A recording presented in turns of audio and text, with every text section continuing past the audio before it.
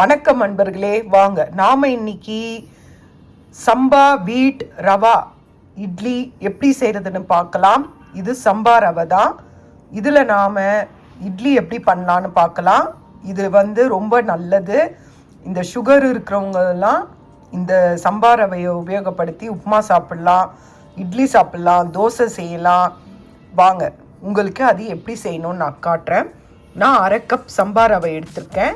அதுக்கு ஒரு 5 முந்திரி பருப்பை நல்லா உடச்சி வச்சுக்கோங்க.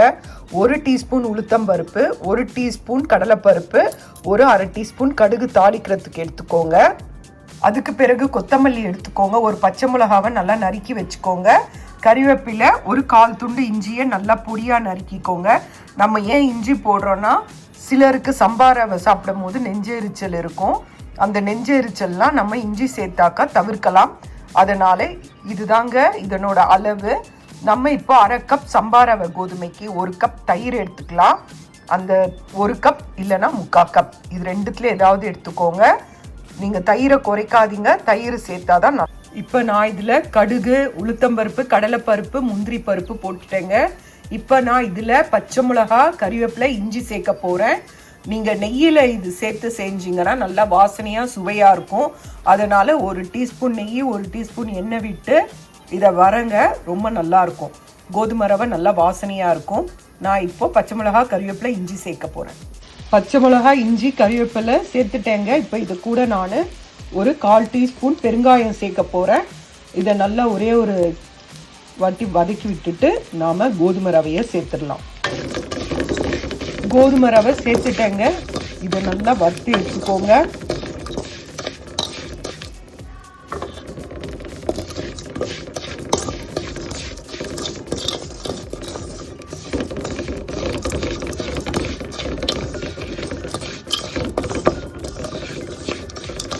நல்ல வாசனையாக நல்ல வாசனை வருங்க.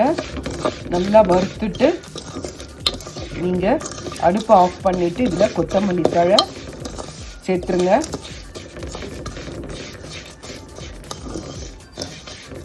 நல்ல ஒரு கோதுமை ரவை நல்லா வறுபட்டாக்கா நல்ல ஒரு வாசனை கொடுக்கும். அந்த அளவுக்கு கோதுமை ரவையை வறுத்து எடுத்துக்கோங்க. நான் வறுத்த பிறகு காட்டுறேன். பாருங்கள், வறுத்து எடுத்தாச்சுங்க. இப்போ இதை நம்ம ஒரு பாத்திரத்துக்கு மாற்றிடலாம். தேவையான அளவு உப்பு சேர்த்துக்கோங்க. அப்புறம் நறுக்கி வச்ச கொத்தமல்லியை சேர்த்துக்கோங்க. அதுக்கு பிறகு வாங்க நாம் தயிர் சேர்த்து நல்லா கலந்து கொடுத்துடலாம். இதை கெட்டியாக தான் கலந்து வைக்கணும். வாங்க பார்க்கலாம். நான் இதில் 1 கப் ரவை எடுத்தேங்க. இன்னொரு 1/2 கப் எக்ஸ்ட்ரா சேர்த்துருக்கேன். ஏன்னா ரொம்ப கம்மியாக இருந்தது. அதனால் நான் 1 கப், இதில் ஒரு 10 இட்லி வரும், அவ்வளோதாங்க. இதில் நான் 1 கிளாஸ் ரவை எடுத்துருக்கேன்.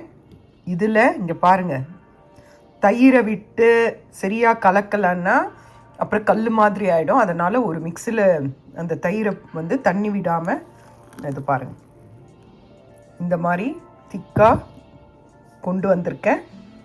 இந்த தயிரை தான் தண்ணி இல்லாமல் இதை கடைஞ்சி அதை தான் இதில் நான் விட போகிறேன். இந்த மாதிரி 2 டம்ளர் விடுங்க. அப்படி 2 டம்ளர் இல்லைனாலும் 1/2 டம்ளர் விட்டு 1/2 டம்ளர் தண்ணி விடலாம். அது உங்கள் விருப்பம்தான். கொஞ்சம் தயிர் புளிப்பாக இருந்தால் இன்னும் நல்லாயிருக்கும். அதனால் நீங்கள் எந்த டம்ளரில் எடுத்தீங்களோ அந்த இதுலேயே தயிரும் எடுத்துக்கோங்க. நான் இதில் தான் 1 கப் எடுத்தேன். நான் இதில் 2 கப் சேர்க்குறேன்.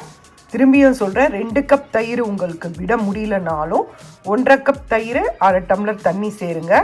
இப்போ நாம் இதில் சேர்த்துடலாம்.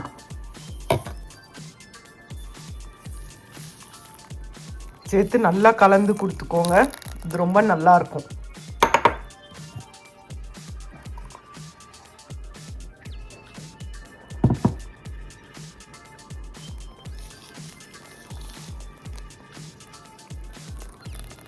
இப்போ இதை நாம் நல்லா கலந்து விடலாம்.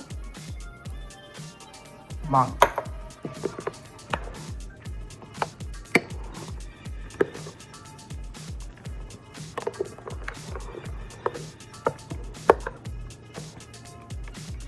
இது நல்லா கலந்து கொடுத்துக்கோங்க.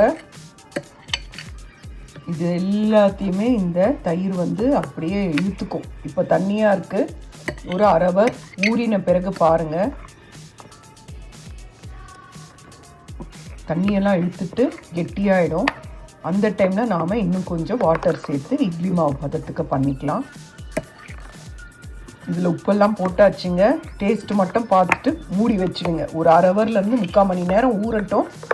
ஊறின பிறகு நீங்கள் செய்யுங்க, ரொம்ப நல்லாயிருக்கும். உங்களுக்கு நான் காட்டுறேன் பாருங்கள். நல்லா கெட்டியாயிடுச்சு பாருங்கள்.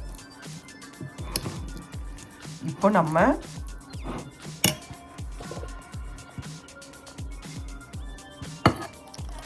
கொஞ்சம் தண்ணி சேர்த்துக்கலாம். சேர்த்துட்டு இதை நல்லா கலந்து விட்டுடலாம்.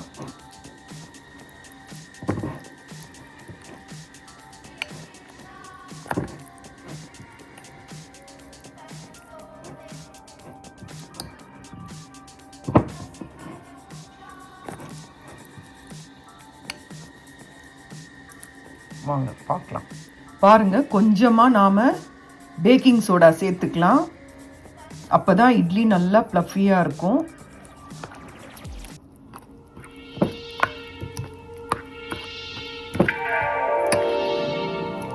இந்த பதத்துக்கு இருக்கணுங்க. இப்போ இதை நாம் இட்லி தட்டில் எண்ணெயை தொடச்சிட்டு வாத்துடலாம்.